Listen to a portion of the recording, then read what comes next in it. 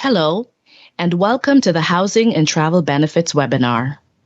I'm Jackie, your host for today. For today, please use the question box to post your questions related to today's webinar. We'll answer as many as we can during and 20 minutes after the webinar. For any other tax-related questions, we invite you to call the Business Enquiries line at 1-800-959-5525. Let's get started. Today, we'll talk about definition of benefits, payroll implications, distinction between allowance, advance, or reimbursement. What is considered a travel benefit? What is considered a housing benefit? Special work sites and remote work locations. Special circumstances to reduce the value of the benefit. Home purchase loans.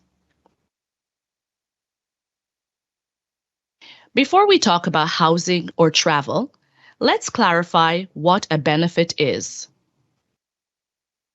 A benefit is a material or economic gain received from a payment, good, or service paid by the employer to an employee or a relative of the employee. These benefits are subject to tax. These payments or services must be taxed. Therefore, it is important for an employer to know what they are so they can be properly reported. Usually, benefits are reported as income in Box 14 of the T4, but not always. Now let's talk about different benefits and how they should be reported.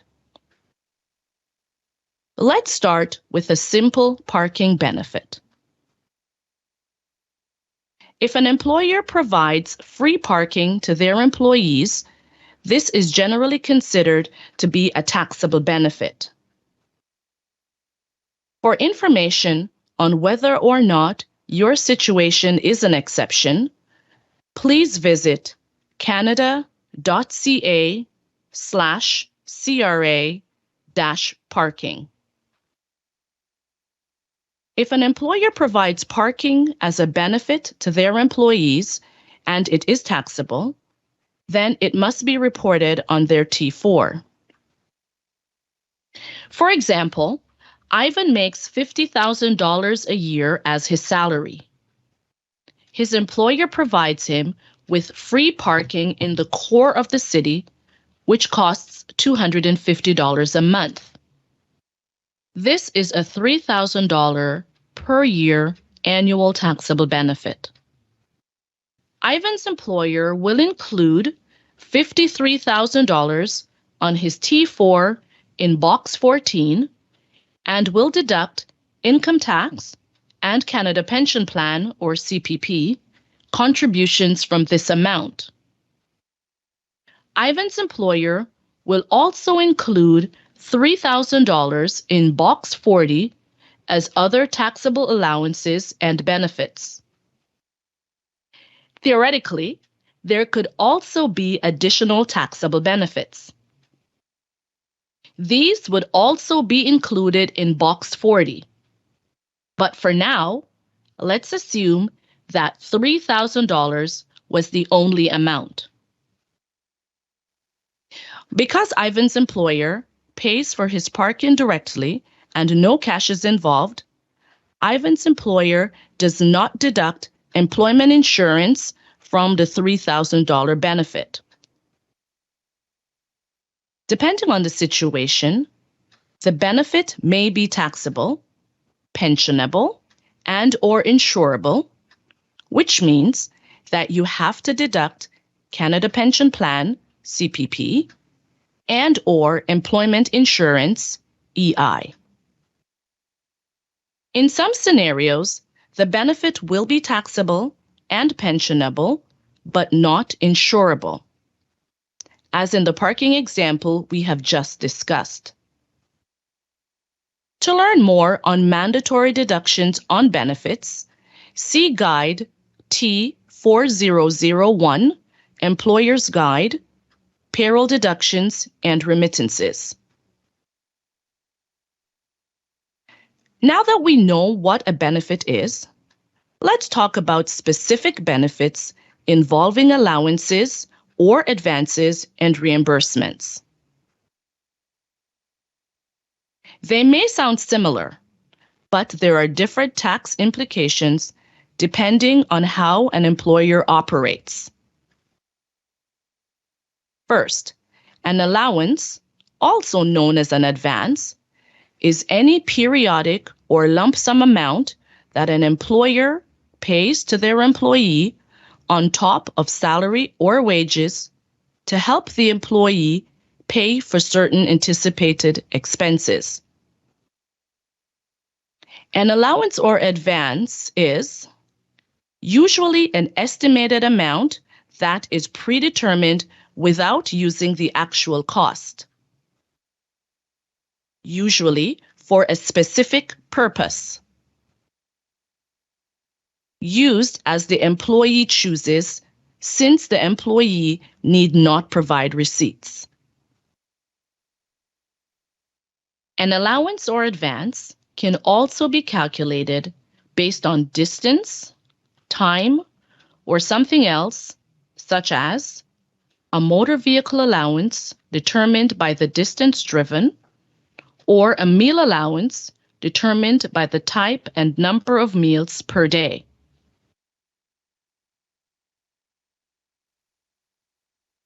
A reimbursement is an amount an employer pays to their employee to repay expenses they incurred while carrying out the duties of employment. The employee has to keep proper records with detailed receipts to support the expenses and give them to the employer. Examples of products that can be reimbursed include an employee's gas and meals while they're conducting their business. For instance, an employee pays for meals, accommodation, flights, and travel for an out-of-town business conference that they provide receipts for and are reimbursed for these costs by the employer. Another way to think of reimbursements is who benefits. Where there is a reimbursement, a determination must be made as to whether the employee has received an economic benefit.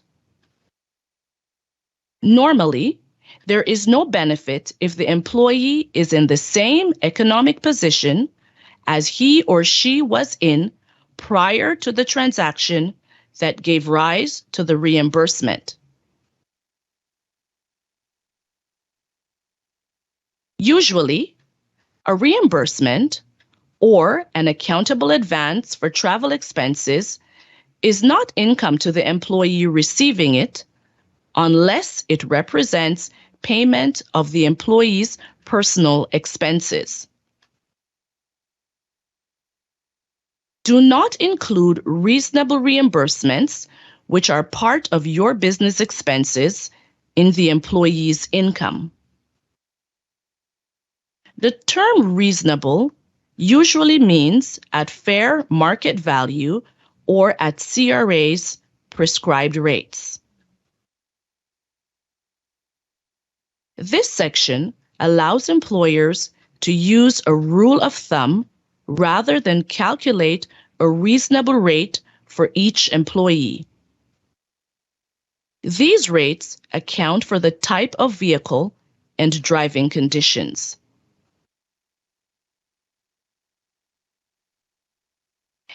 Anastasia is an employee with DEF Inc. and occasionally has to travel within the municipality to pick up supplies for her company using her own vehicle.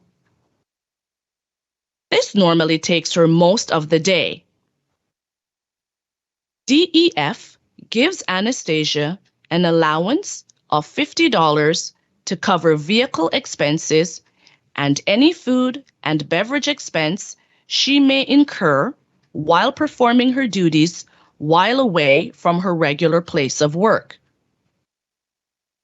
Since this policy has a flat rate allowance for gas and meals not based on CRA's prescribed rates, we would consider the flat rate allowance of $50 covering both meals and motor vehicle expenses to be unreasonable. The entire allowance would be a taxable benefit to Anastasia unless DEF Inc. can show that the portion related to the meals is reasonable in the circumstances.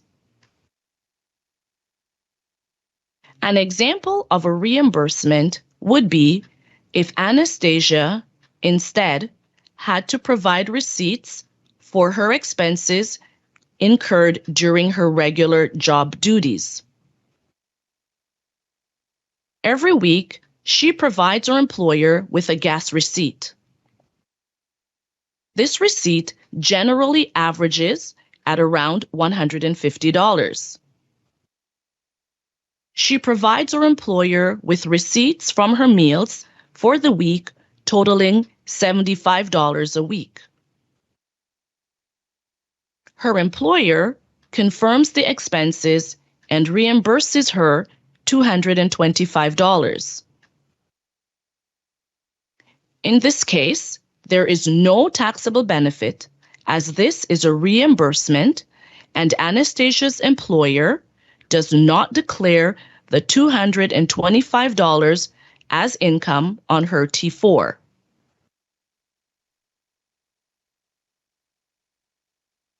How do we decide what is reasonable?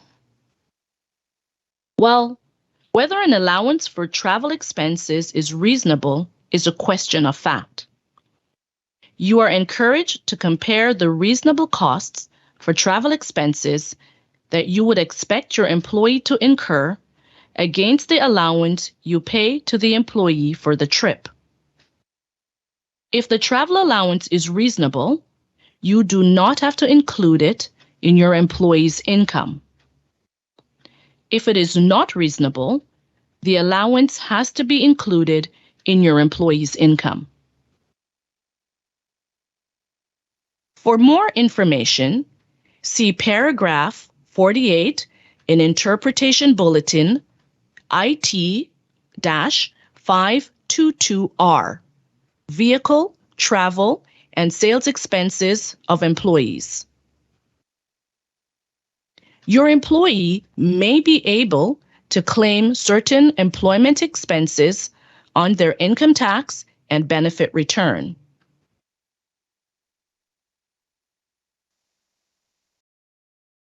Let's discuss benefits. First up is the travel benefit.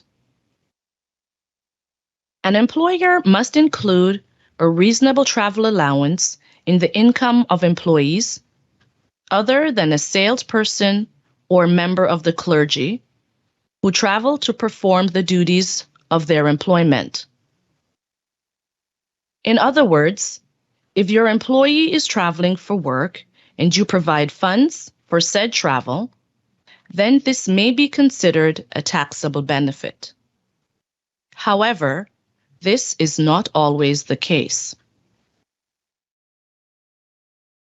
It is not a taxable benefit and can be excluded from the employee's income if all of the following conditions are met. The employee travels away from the office. The allowance is reasonable. We generally consider a value of up to $23 for the meal portion of the travel allowance to be reasonable. The employer is the primary beneficiary of the allowance. The allowance is not an additional form of remuneration.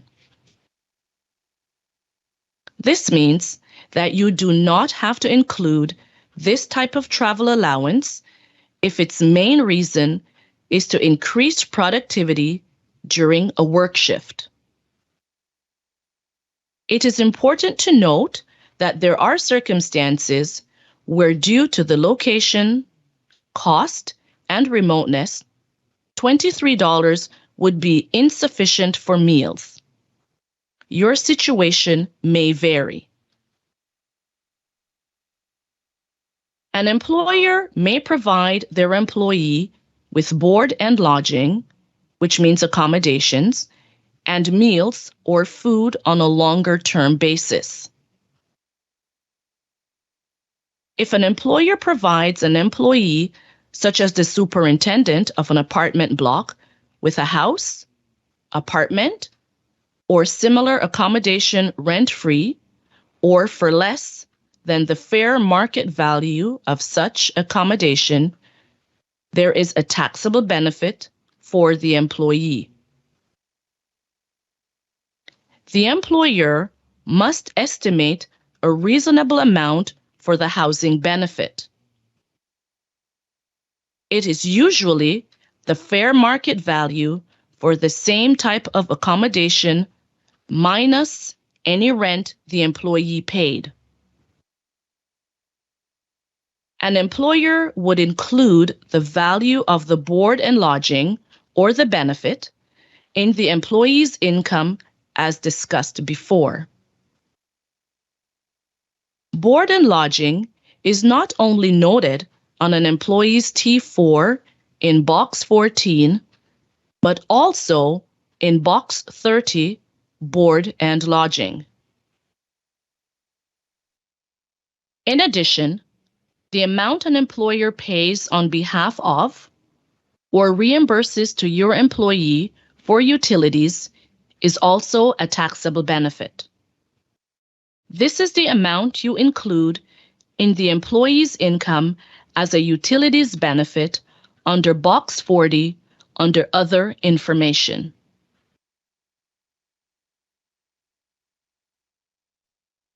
Now, it is possible that Anastasia's employer provides her with a partial reimbursement on her lodging or subsidized lodging. In this case, Anastasia pays a portion of cost of the accommodations and receives a taxable benefit for the fair market value of the lodging. However, the employer must ensure that he subtracts Anastasia's payments. For example, if a hotel room costs $1,500 and Anastasia pays $500 and her employer pays $1,000, then Anastasia's employer adds only $12,000 to Anastasia's T4 in Box 14 and Box 30. There are exceptions to this rule that apply to two different groups. Board and lodging allowances to players on sports teams or members of recreation programs. Board, lodging, or transportation to an employee who works at a special work site or a remote work location. Let's examine both of these exceptions. For 2021, an employer can exclude a board and lodging allowance up to $377 per month from income for a participant or member of a sports team or recreational program if all of the following conditions are met. They are a registered charity or a nonprofit organization, participation with or membership on the team or in the program is restricted to persons under 21 years of age. The allowance is for board and lodging for participants or members that have to live away from their ordinary place of residence. The allowance is not attributable to any services such as coaching, refereeing, or other services to the team or program. If all of those conditions are met, then the employer does not report the excluded amount on a T4 slip. The second exception is board and lodging and/or transportation when an employee works at a special work site or a remote location. We'll deal with special work site first. A special work site is an area where temporary duties are performed by an employee who keeps a self-contained domestic establishment at another location as their principal place of residence. The distance between their principal residence and the special work site must be large enough that the employee is not expected to return daily to their principal residence. Note that a self-contained domestic establishment, or an SCDE, is a house, apartment, or other place of residence where a person usually sleeps and eats. It is generally a living unit with restricted access that contains a kitchen, bathroom, and sleeping facilities. The SCDE must be separate from any other living unit in the same building. A room in a hotel, dormitory, boarding house, or bunk house is not ordinarily considered to be an SCDE.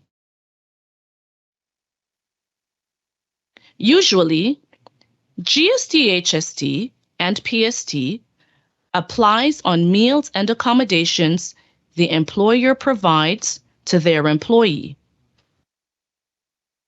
In certain cases, such as long-term residential accommodation of 1 month or more, no GST, HST, and PST applies. Where the GST, HST, and PST does apply, include it in the value of the benefit. This is particularly relevant for special work sites and remote work locations. Now that we know what a special work site is, let's take a look at some of the benefits associated with it. An employer can exclude from income the value of a reasonable allowance for board and lodging provided to their employee who works at a special work site if all of the following conditions are met. The employee's duties required them to be away from their principal place of residence or to be at the special work site. The employee had to work at a special work site where the duties performed were of a temporary nature. The employee kept at another location a self-contained domestic establishment as their principal place of residence that was available to them and not rented, but that, because of the distance, was not reasonably expected to return daily from the special work site, and the board and lodging or the reasonable allowance for board and lodging the employer provided to their employee had to have been for a period of at least 36 hours. This period can include time spent traveling between the employee's principal place of residence and a special work site. An employer can exclude from their employee's income the value of free or subsidized transportation or reasonable allowance for transportation expenses that the employer provides to their employee who works at a special work site if all of the following conditions are met. The free or subsidized transportation, or the allowance, was for transportation between the special work site and your employee's principal place of residence. The employee's duties required them to be away from their principal place of residence or be at the special work site for a period of at least 36 hours. And the employer or a third party provided board and lodging or a reasonable allowance for board and lodging to your employee for that period. If all of the conditions listed under board and lodging noted above are met, the employer and the employee should fill out Form TD4, Declaration of Exemption, Employment at a Special Work Site. This form allows the employer to exclude the benefit or allowance from their employee's income.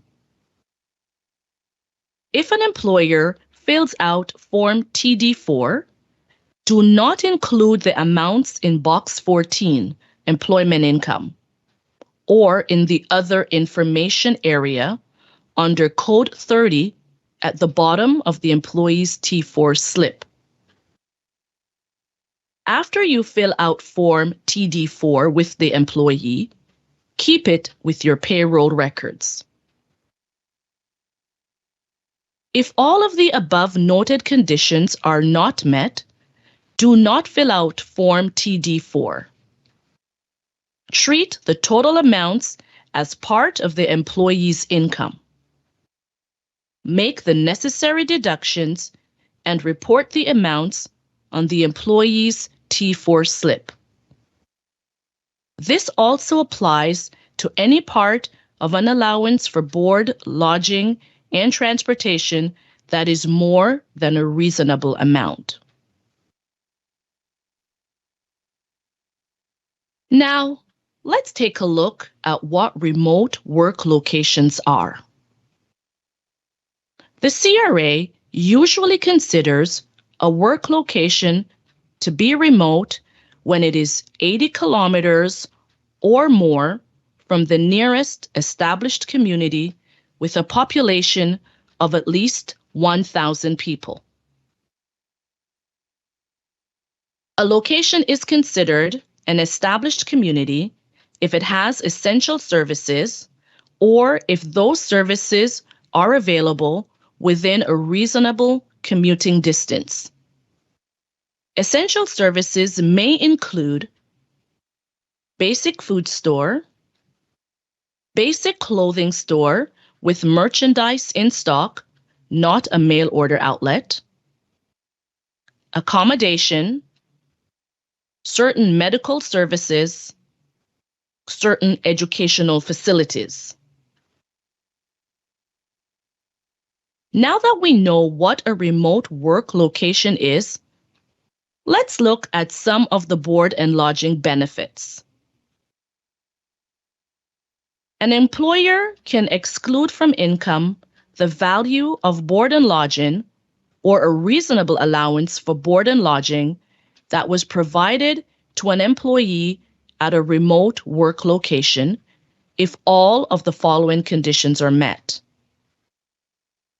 The employee could not reasonably be expected to set up and maintain a self-contained domestic establishment because of the remoteness of the location and the distance from any established community. The employer did not provide a self-contained domestic establishment for the employee and the board and lodging or reasonable allowances for board and lodging were for a period of at least 36 hours when one of the following situations applied. The employee had to be away from their principal place of residence because of their duties. The employee had to be at the remote work location. Now let's take a look at transportation benefits around remote work locations. The employer can exclude from their employee's income the value of free or subsidized transportation or a reasonable allowance for transportation expenses provided to their employee at a remote work location if all of the following conditions are met. The employee's duties required them to be away from their principal place of residence or to be at the remote work location for a period of at least 36 hours. The free or subsidized transportation or the allowance was for transportation between the remote work location and any location in Canada. If the remote work location is outside Canada, the employer can exclude the allowance for transportation between that location and any location in Canada or outside Canada, and the employer or a third party provided board and lodging or a reasonable allowance for board and lodging to their employee for that period. It is important to note that if a benefit is excluded, it is not a taxable benefit. Do not deduct CPP contributions, EI premiums, or income tax. Now that we have taken a look at the different types of lodging and boarding benefits and some situations where these benefits are excluded, let's look at situations where the benefits may be reduced. There are two different factors that may reduce the value of a housing benefit an employer provides to their employee. These two factors are suitability of size, loss of privacy, and quiet enjoyment. The suitability of size requirement basically means that a person is living in an accommodation that is larger than they need. As an example, suppose Artem is given an assignment in a city far away from his principal residence. His employer provides him with a house to live in for the duration of this temporary assignment. The house is a 4-bedroom house. It was the only accommodation Artem's employer could find in a short time frame. Nevertheless, Artem's employer does not have to include the entire cost of the house rental as part of Artem's income. Instead, he can insert the fair market value of a 1-bedroom apartment in the same city, since this is the only space he needs. As an example, suppose Artem moves to a 4-bedroom house in January, 500 kilometers away from his principal residence, where the rent is paid for by his employer. He will be at this house for 1 year. The house rents for $2,500. Artem only uses 1 room. The 4-bedroom house was the only available place to rent in the small town he currently lives in. The employer then adjusts the benefit included on the T4 to reflect the fair market value of a one-bedroom apartment for the small town he is in, which is $1,000 a month or $12,000 for the year. The loss of privacy and quiet enjoyment factor is self-explanatory. If the accommodation the employer provides to their employee contains things like equipment, public access, or storage facilities that infringe on the employee's privacy or quiet enjoyment of the accommodation, the employer can reduce the value of the housing benefit. The reduction has to reasonably relate to the degree of disturbance that affects your employee. If both circumstances apply to an accommodation, an employer should first reduce the amount to equal the value of an accommodation that suits the employee's needs. Then the employer should apply any reduction for loss of privacy and quiet enjoyment to that reduced value. Let's now take a look at a home purchase loan. A home purchase loan is any part of a loan from the employer to an employee that the employee used to obtain or repay another loan to buy a residence. The residence has to be for that employee or a person related to that employee. This also applies to a shareholder or a person related to a shareholder. In other words, a home purchase loan is a taxable benefit since the employee received that loan only because he is employed with a specific employer. It is also important to note that there are prescribed rates for a home purchase loan. If the interest rate paid by the employee is higher than the prescribed rate for taxable benefits on interest-free and low-interest loans, then it is not a taxable benefit. Once a home purchase loan is established, the prescribed interest rate remains in effect for a period of 5 years. The amount of interest you calculate as a benefit should not be more than the interest that would have been charged at the prescribed rate when the loan or the debt was established. The taxable benefit the employee receives in the tax year is the total of the following amounts: the interest on each loan and debt calculated at the prescribed rate for the periods in the year during which it was outstanding, the interest on the loan or debt that was paid or payable for the year by the employer.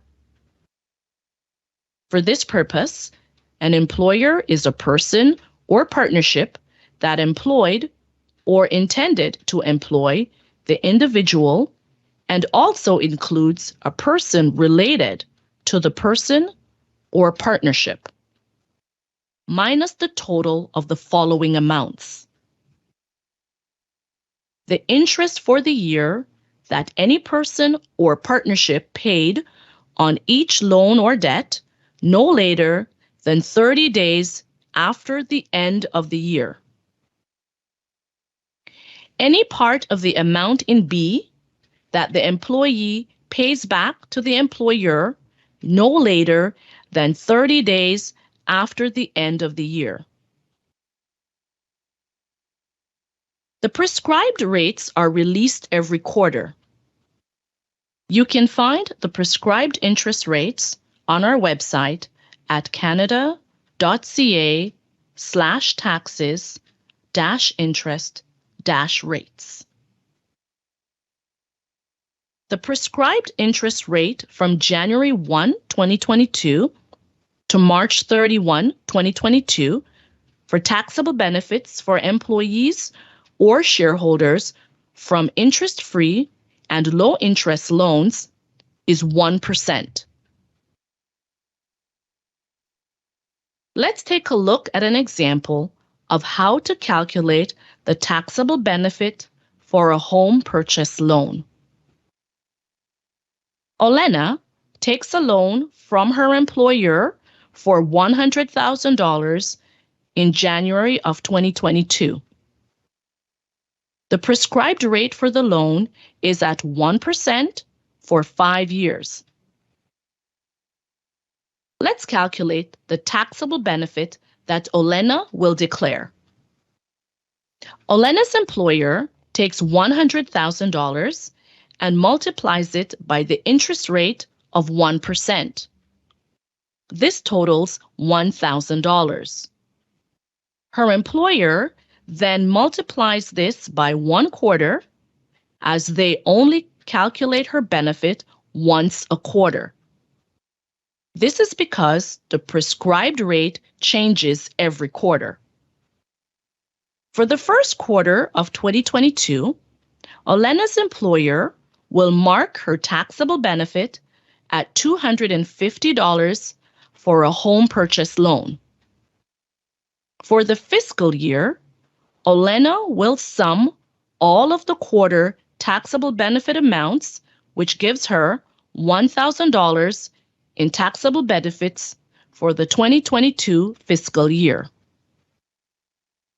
Olena's employer would mark $1,000 in box 14 of her T4 as well as in box 36 for low or interest-free loans. A home relocation loan is a loan you give to an employee or an employee's spouse or common law partner when they meet all of the following conditions. The employee or the employee's spouse or common law partner moves to start work at a new location in Canada. The employee or the employee's spouse or common law partner uses the loan to buy a new residence that is at least 40 kilometers closer to the new work location than the previous home. The employee or the employee's spouse or common law partner receives the loan because of the employee's employment. The employee designates the loan as a home relocation loan, and the loan is used to acquire a residence or a share of the capital stock of a cooperative housing corporation acquired only to obtain the right to inhabit a residence owned by the corporation. The residence must be for the habitation of the employee and be their new residence. We calculate a home relocation loan taxable benefit the same way we do for a home purchase loan. Here is a quick recap.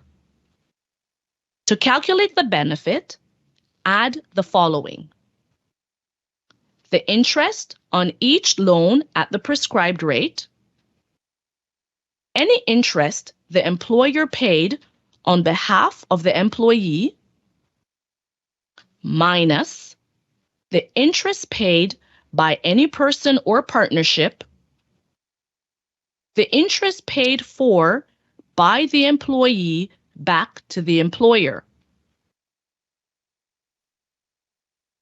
As mentioned earlier in the webinar, it is possible that a worker's employment is not insurable. But it is also possible that a worker's employment is not pensionable as well. meaning that the employer does not have to deduct CPP from their workers' remuneration. It is possible to request a CPP EI ruling. To learn more, visit canada.ca/CPP-EI-rulings. While the ruling is called a CPP EI ruling, it also determines the nature of the employee-employer relationship. Therefore, it will also determine the status of the benefits themselves. In order to request a ruling, file an appeal on a ruling, or use any other CRA services, a worker can register for their own My Account for Individuals online. A payer can also access these services by using the My Business Account services on the CRA's website.